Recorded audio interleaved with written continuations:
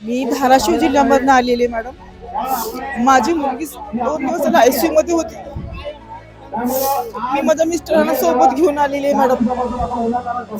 गेली 20-25 वर्ष झालं मी काम करतो सर्व शिक्षा अभियान मध्ये. मुलीच्या उपचारासाठी सुद्धा आमच्याकडे पैसे नसतात मॅडम.